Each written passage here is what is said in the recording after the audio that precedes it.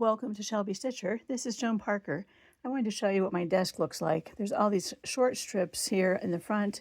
As I went through the scrap bags I had yesterday, I saw there were a bunch of little chunks of little pieces, and then there were a lot of larger ones too. All these are fairly large pieces, and there's a couple wider pieces here that are actually wide enough for my template.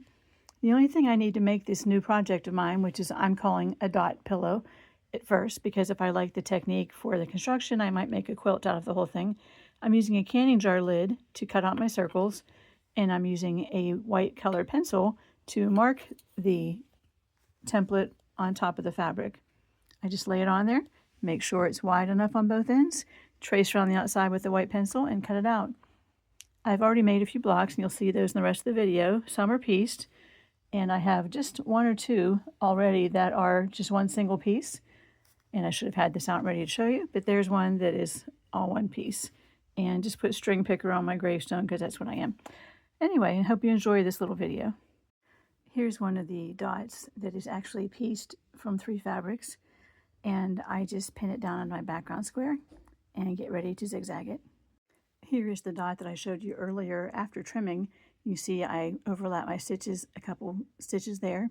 And I got blue Sharpie on my finger while I was tracing my template for these dots.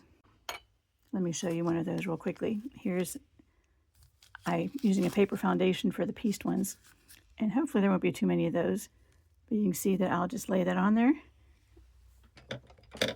trace that with my very high-tech white colored pencil, and then I'm going to cut it out, and then I'll zigzag it onto another foundation piece. This idea is not original with me, but I'm trying to use up some of these smaller strips that came in the scrap bag I bought yesterday.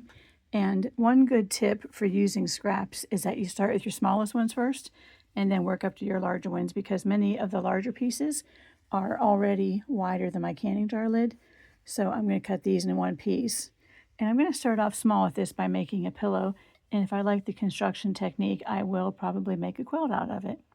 This is not an original idea with me. I saw this first, or I was first intrigued by this pattern when I saw one of my friends, Carolee Oaks, that's K-A-I-R-L-E-O-A-K-S, and she has the Virgin River Quilt Company on Instagram if you want to follow her. Remember to use it up, wear it out, make it do, or do without.